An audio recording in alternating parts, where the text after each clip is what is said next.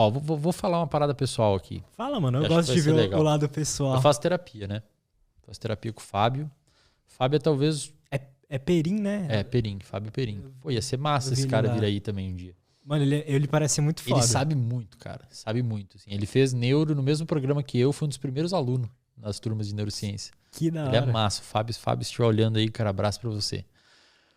E ele falou uma parada na terapia, cara. Eu vou usar eu como exemplo, porque pra galera ver que também sou humano e provavelmente alguém vai se identificar aí. Sim. Eu não sei se minha família tá vendo isso. Mãe e pai não precisam se preocupar, tá tudo bem, tá? Mas aparentemente eu tenho ciclotimia. Ciclotimia é tipo um transtorno bipolar um pouco mais leve. Uhum. Em vez de você ter o transtorno bipolar, tem tipo 1, tipo 2. O tipo 1 é onde o paciente faz estados de mania, que normalmente precisa de hospitalização. Ele alucina, etc. O transtorno bipolar tipo 2 é que ele entra em depressão ou em hipomania, que é onde o paciente fica mais eufórico, etc. E a ciclotimia é como se fosse um pouquinho abaixo do transtorno bipolar tipo 2. É um paciente que às vezes tem tempos com o humor um pouco mais para baixo e tempos com humor bem mais eufórico. Tá? Qual que é o principal fator de risco para um paciente com ciclo? O diagnóstico ele não é uma instituição privada, não é uma instituição sólida. Ele muda. O diagnóstico muda de acordo com a vida. Às vezes o paciente começa com TDAH e abre para uma bipolaridade na idade adulta, por exemplo. Muito comum isso, inclusive. Ou começa com ansiedade, depois abre um quadro de humor, depressão.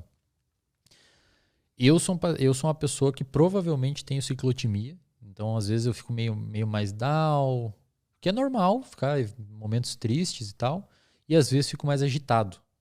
Às vezes eu fico mais eufórico, tendo a dormir um pouquinho menos, fico mais agitado e mais impulsivo, assim.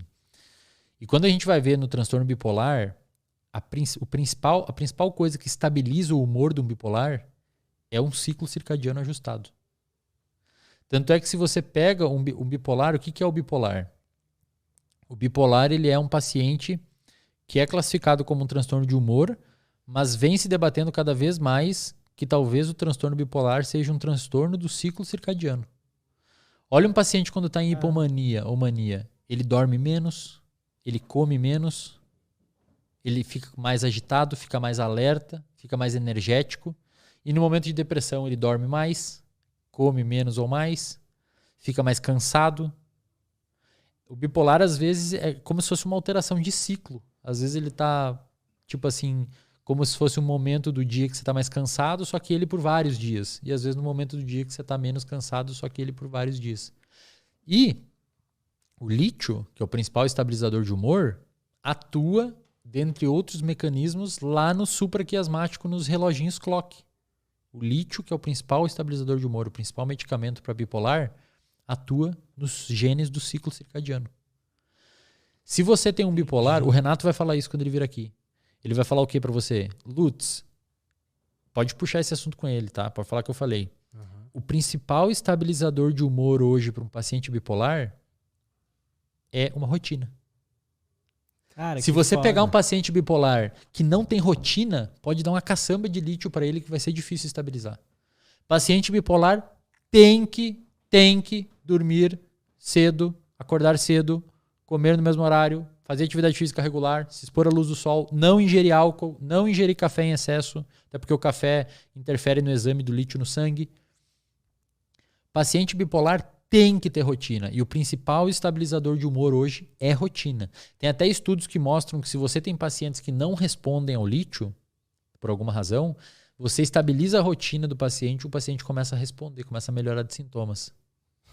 Então, o paciente bipolar precisa. Cara, quando uma pessoa, assim, eu entendo que talvez eu tenha eu digo talvez porque esses diagnósticos demoram. O diagnóstico bipolar, por exemplo, demora às vezes 10 anos para ser feito. Você tem uma hipótese. Então, eu tenho lá vários pacientes que eu falo, a sua hipótese diagnóstica é transtorno bipolar tipo 2. Só que por que não tem como fechar? Porque tem que esperar. Ver se o paciente vai ciclar, vai entrar numa fase de depressão ou não. Ou seja, o diagnóstico precisa esperar acontecer as coisas. No meu caso, por talvez eu ter ciclotimia, que é um grau abaixo de bipolaridade, eu não vou pagar o preço. E se a ciência fala que o melhor estabilizador de humor é rotina, eu vou ter rotina. Por que eu vou contradizer a ciência? Então, se eu tenho propensão a eventualmente desenvolver um transtorno de humor mais grave, por que eu vou arriscar? E te falo, cara, depois que eu comecei a entrar nessa rotina, meu humor estabilizou de uma maneira impressionante, cara. Dificilmente eu fico ansioso, dificilmente eu fico irritado, dificilmente eu fico para baixo. Por quê? Porque eu ajustei a rotina. Aí uma parada que também a gente trabalhou em terapia, que é muito comum, que a gente faz em terapia esses raciocínios, só para vocês terem noção do que se faz em terapia quando você olha a luz da evolução cerebral de um paciente. Durante minha graduação, os meus coroas sempre me ajudaram, né? Meus pais sempre me ajudaram pra caralho, assim, pagavam meu aluguel. Meu pai falou assim, filho, você não vai trabalhar, você vai estudar e se foca aí nos seus estudos que eu vou tentar segurar por aqui. Financiei minha faculdade, fiz uma faculdade privada, tô pagando hoje, fiz. Uhum. E, cara, durante a graduação, o Douglas vivia lá em casa, ele sabe. Era 3 camisetas pretas, 2 calças e uma botina. É tipo o que eu tenho hoje, assim, ó. Botina, camiseta preta, só que agora é nova. Mas era mais ou menos isso. Tipo, a calça parava em pé, cara. A gente não tinha máquina de lavar roupa em casa, eu e o João. Um parceiro que morava comigo. Hoje trabalha comigo na clínica. Botava a calça em pé, assim, de não lavar durante 2 semanas, ela já praticamente quebrava. Se você mexia muito nela, ela quebrava. Pode crer. E, cara, assim... Eu tinha um Fusca, cara, na graduação. Meu pai me deu um Fusca de presente. Ele tinha freio numa roda. Se acelerava muito, ele desligava as luzes, porque a bateria era ruim. E o chão dele era furado. Então passava em água. Chovia num dia pra ir pra faculdade. Tinha que deixar ele no sol uns 2 dias depois pra secar, porque entrava água, molhava tudo dentro. Caralho. E, cara, eu falando isso em terapia, né? Fábio tomando nota e tal. E a gente foi sempre assim. Ele nunca falou muito assim, mas, cara, teve um dia que ele fez um raciocínio, velho, que eu pensei, caralho, mano, que foda. Vou expondo vida pessoal aqui, mas foda-se. Cara, agora você me deixou curioso. Não, olha só. Cara, todo mundo é humano, né? Paciência. Com certeza, mano. Olha só, na graduação, assim, eu sempre tive o básico. Nunca me faltou comida, nunca me faltou nada, nunca passei fome, sempre pude escolher ficar em casa em vez de trabalhar, etc. Sempre tive tudo, os meus pais lutaram muito para me ajudar. Sou muito grato. Mas tinha coisas que eu não podia me dar ao luxo. Então, por exemplo, eu sempre gostei de granola. E eu não podia comprar granola. Tinha que comprar aveia. Ou tinha que comprar a granola não podia comprar a Mãe Terra, que é a top das top. Pode crer. Hoje eu compro a melhor granola possível, porque eu gosto de granola, eu como granola todo dia. Porque eu tenho condições. Consegui ter condições. E eu sempre trouxe isso em terapia. E o seu terapeuta vai ficar cuidando desses padrões de comportamento. E ao mesmo tempo, eu sou uma pessoa que eu sou extremamente ansiosa e organizada com questão de agenda. Muito organizado com questão de agenda. Então eu preciso saber o que vai acontecer semana que vem para não dar nada errado. Às vezes até num nível um pouco acima do saudável. Né? Por isso que rotina me acalma. Rotina me deixa calmo. Se eu não tenho rotina, eu tô ferrado, bicho. E o Fábio fez uma relação numa sessão, cara, que eu chorei, me desmontei chorando.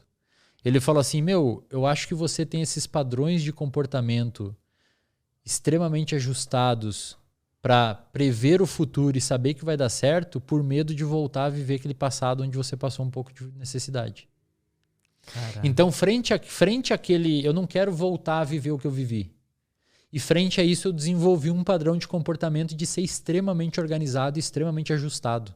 Eu tenho muito medo de dar errado no futuro a minha rotina e eu voltar a não conseguir comprar granola, por exemplo. E isso é um mecanismo que ficou trabalhando no meu cérebro e regendo o meu comportamento. Então, sempre que você vive alguma coisa, digamos que tem uma camadinha de experiência que se fixa no seu cérebro, um grupamento de neurônio, como se fosse uma camada de fóssil. Ficou ali registrada, aquela memória semântica ficou registrada no seu cérebro. E amanhã você vive de novo e registra outra, e anos e anos e anos. Cara, às vezes você se submete a uma situação hoje que ativa uma camada lá de baixo, porque elas estão conectadas, o seu eu hoje está conectado com o que você viveu lá atrás devido às suas experiências e suas memórias. E às vezes uma coisa hoje que acontece no ambiente ativa um mecanismo de defesa que você desenvolveu lá na infância, lá na adolescência e não atualizou, às vezes, esse mecanismo de defesa e você implementa ele hoje, num contexto que não tem sentido nenhum implementar aquele mecanismo de defesa. Então, por exemplo, eu ficar me cagando de medo por não conseguir comprar uma granola não tem sentido nenhum. Eu vou acabar ficando extremamente ansioso assim. Então eu ativei um mecanismo de defesa meu que eu criei lá na graduação, uma memória mnemônica que criou no meu cérebro lá na graduação, uma camadinha de memórias ali que está ali até hoje. E frente a qualquer coisa que possa dar errado, meu cérebro já grita um alerta falando assim, você vai voltar a ser daquele jeito. Então, seja organizado, organiza tudo, vê se está tudo certo, vê se a passagem para o Lutz está comprada, vê se você vai voltar amanhã, chega mais cedo no aeroporto, porque senão você vai terminar sua rotina, não vai conseguir atender seu paciente, não vai conseguir treinar, já vai acabar com o desafio. E isso você vai criando uma fricção quase um toque. Você tem vários pensamentos obsessivos e você tem compulsão para fechar aquilo e deixar aquilo organizado.